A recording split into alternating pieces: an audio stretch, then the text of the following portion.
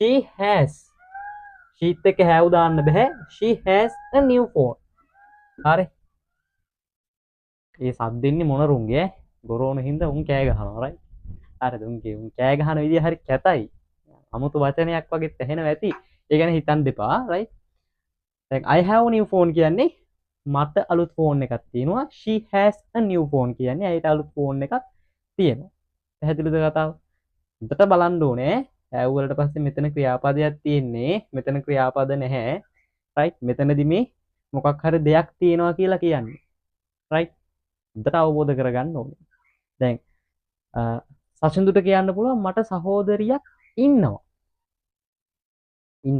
දැන් පණ තියෙන කට්ටියට අපි කියන්නේ තියෙනවා කියලා සසින්දු කියනවාද මට අක්කා කෙනෙක් තියෙනවනේ ඔයාලා දන්නවද මට අක්කා කෙනෙක් තියෙනවා මනුල අපිට අයියලා දෙතුන් දෙනෙක්ම තියෙනවා එහෙම කියන්නේ අපිට පණ තියෙන කට්ටිය අපි කියන්නේ ඉන්නවා පණ නැති දේවල් තියෙනවා හැබැයි ඉංග්‍රීසි එකනේ ලේසි කියන්නේ ඉංග්‍රීසි වල එහෙම කතාවක් නෑ පණ තිබ්බ නැතා ඔයා ගාව මොකක් හරි දෙයක් තියෙනවා පන්න තියෙන කෙනෙක් හරි පන්න නැති දෙයක් හරි මොකක් හරි කමන්නේ have has තමයි පාවිච්චි කරන්නේ හොඳට තේරුම් ගන්න. ඒ කියන්නේ දැන් අපි කියනවා සසින්දුට සහෝදරියක් ඉන්නවා. මම කියනවා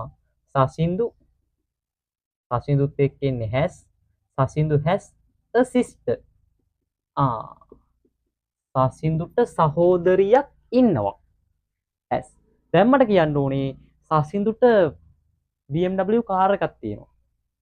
හරිද? සසින්දුට BMW කාර් එකක් තියෙනවා. කොහොමද කියන්නේ? සසින්දු has a BMW car. හරි. පැහැදිලිද කතාව? දැන් අපි සිංහලෙන් කිව්වොත් නම් කියන්නේ සසින්දුට BMW කාර් එකක් තියෙනවා. සසින්දුට සහෝදරියක් ඉන්නවා. කොහොමද දෙවිදිහකට කිව්වට ඉංග්‍රීසි වලදී අනේ